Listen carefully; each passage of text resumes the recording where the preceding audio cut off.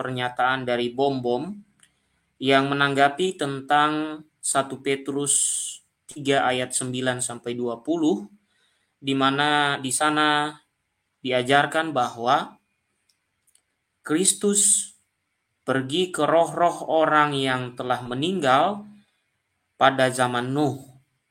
Dan menurut Bom itu tidak bercerita bagaimana Yesus mengabarkan Injil, kata dia. Kata dia, menurut video yang saya lihat, itu hanya Yesus pergi mengajar, ya, pergi mengajar. Pertanyaannya kan mengajar apa? Itu ya Bapak Ibu ya yang harus kita tahu. Dan terlebih pertanyaannya adalah apakah Bom ini mengatakan bahwa kalau memang Yesus datang ke dunia orang mati untuk mewartakan Injil atau mengabarkan Injil, apakah Bom mengharuskan Yesus membawa kitab suci yang dia punya saat ini, yang terakhir di kanon pada abad keempat? Itu yang menjadi pertanyaan. Apakah diharuskan seperti itu? Atau Bom mau mengatakan bahwa Yesus itu bukanlah Injil itu sendiri. Jadi Injil itu adalah hanya yang tertulis. Bukan diri atau pribadi Yesus itu sendiri adalah Injil. Tapi Bapak Ibu, di awal ini saya mau mengatakan, pertama-tama Injil itu adalah Yesus. Ya. Sementara yang kita punya saat ini adalah hasil dari pengajaran-pengajaran dari Yesus yang dikumpulkan, yang diajarkan oleh para muridnya, dan kemudian dibukukan, dituliskan dan kemudian dibukukan. Kenapa demikian Bapak Ibu? Karena kita akan bertanya ya, ketika nanti di dalam Injil Markus ya, di pasal-pasal awal itu, Yesus nanti menyampaikan ya, bertobatlah dan percayalah kepada Injil. Injil mana yang dimaksud? Ya, sementara kitab suci yang kita punya itu belum dikanon saat itu. Injil yang kita punya Matius, Markus, Lukas, Yohanes dan seterusnya itu belum dikanon menjadi kitab suci. Lalu ketika Yesus dicatat di dalam Injil itu dikatakan dia menyerukan pertobatan dan mengatakan percayalah kepada Injil. Kira-kira Injil yang mana?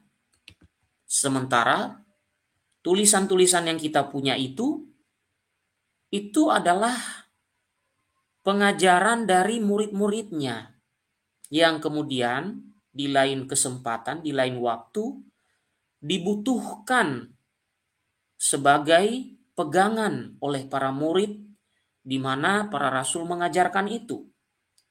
Misalnya saja Injil Markus.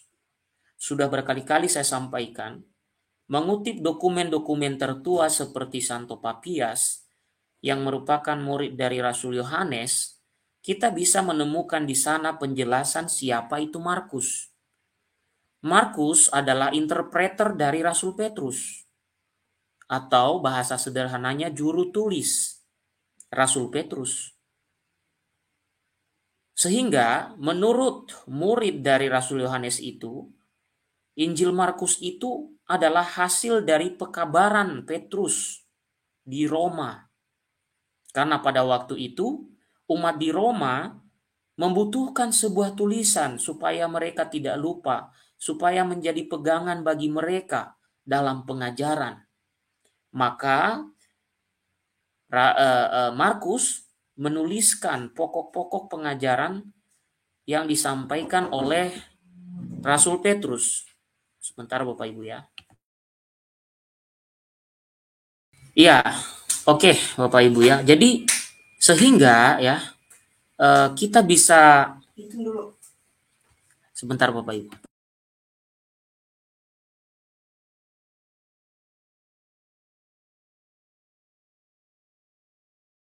Oke. Iya. Oke, iya Bapak Ibu ya. Jadi sehingga kita harus tahu bahwa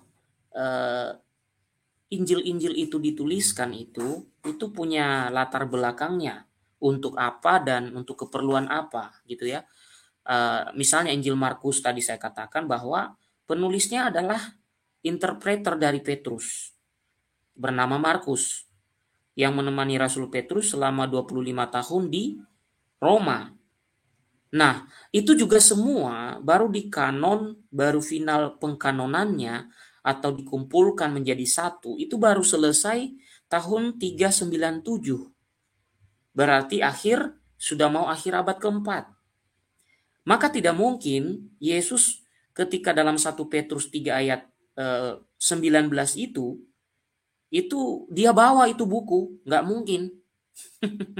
Atau ketika dia menyerukan pertobatan di dalam pasal 1 Injil Markus itu, dia mengatakan bertobatlah dan percayalah kepada Injil. Nah, yang dimaksud itu bukan Injil buku, tapi dirinya sendiri. Diri Yesus sendiri itulah Injil. Kedatangan Yesus itu sendirilah kabar baik itu. Ya, kabar baik itu. Jadi Bapak Ibu, ketika saya mendengarkan dari Bom mengatakan bahwa itu bukan mengabarkan Injil. Memang iya, bukan Injil buku maksudnya. Bukan buku, tapi pribadi Yesus. Nah, ini yang keliru nanti Bapak Ibu, karena gini, ada orang yang bertanya, katanya kitab Injil yang kita punya ini dikanon pada akhir abad keempat. Lah terus Yesus berteriak bertobatlah percaya kepada Injil, itu Injil yang mana? Nah, itu ada tuh dari ya kelompok sebelah lah gitu ya. Ada yang begitu. Nah, bagaimana menjawabnya? Lah pertama-tama Injil yang dimaksud itu ya diri Kristus itu, pribadi Kristus itu Bapak Ibu. Itu yang dimaksud pertama-tama, bukan siapa-siapa, bukan kertas, ya, bukan kertas. Oke, kita lihat beberapa tulisan ya Bapak Ibu ya, tulisan mengenai hal ini ya, supaya kita bisa mengerti ya. Memang dalam terjemahan bahasa Indonesia itu kan disebut pergi mengabarkan Injil, memberitakan Injil kepada roh-roh yang di dalam penjara, yaitu orang-orang yang meninggal atau yang mati dalam kisah atau kejadian zaman Nuh ya, begitu kira-kira Bapak Ibu ya. Nah, kalau kita lihat dalam berbagai terjemahan misalnya ya Bapak Ibu, seperti tadi ketika saya live pertama, kalau kita lihat di sini ya, di sini memang kata-katanya tidak ditulis tentang Injil, karena bukan Injil dalam bentuk buku yang dimaksud, bukan Injil dalam bentuk buku, ya.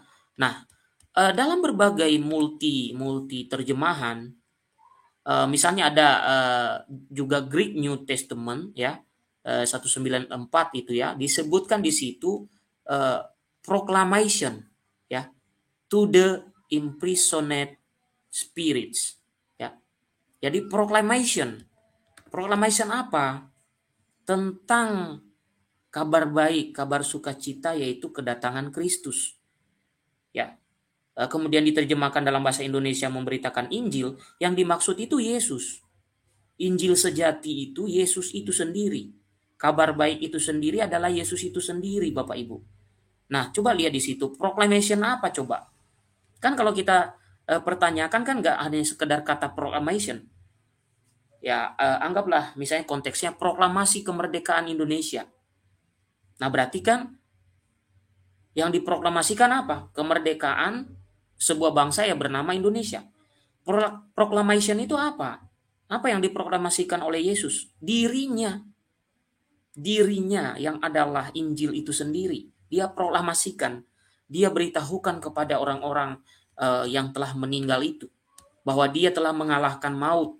Telah mengalahkan wafat gitu ya, sengsara telah dia kalahkan dan lain sebagainya. Nah, di terjemahan lain memang ada tulisan ya, preached ya. Di sini preached to the spirits in prison ya. Jadi mengajar. Pertanyaannya kan mengajar apa? Itu yang menjadi pertanyaan. Mengajar apa? Ya mengajar tentang dirinya. Injil itu kan sebenarnya Bapak Ibu, kalau kita singkat dalam bahasa sederhana, bercerita tentang sengsara, wafat, dan kebangkitan Kristus. Ya, anggaplah kita mengambil misalnya lahir, lahir kemudian berkarya, kemudian sengsara, wafat, dan bangkit. Itu kan yang diceritakan di dalam semua Injil yang tertulis kemudian. Lalu apa yang di preaching oleh Kristus di situ? Ya tentang bagaimana dia mengalahkan semuanya itu Bapak Ibu. Ya, mengalahkan maut, mengalahkan sengsara, dan bahwa dia akan bangkit menyelamatkan manusia. Itu yang dia preaching di situ. Ya. Nah, kemudian di terjemahan English Standard misalnya, sama kata proclaim. Nah, pertanyaannya kan proclaim tentang apa? Ya tentang kedatangan Kristus yang adalah Injil itu sendiri. Apa sih arti Injil Bapak Ibu? Ya, kabar sukacita, kabar gembira. Tentang siapa? Tentang Kristus. Kan itu yang diwartakan. Jangan bayangkan Yesus membawa kertas di sana Bapak Ibu. Wah itu ngeri-ngeri sekali itu pemahaman seperti itu ya.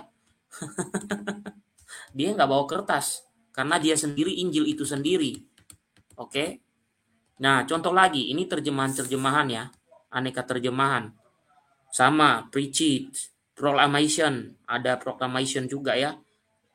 Banyak yang memakai kata preach. Ya. Banyak juga yang memakai kata proclamation. Tapi kan yang perlu dipertanyakan lebih detail adalah proklamasi tentang apa, mengajar tentang apa. Nah ini juga sama ya. Proclamation, preach it, ya. Oke. Victory, proclaim. Nah ini nih beda sendiri nih ya. Kata proclaim ya. Proclaim this victory to the spirit keep in prison.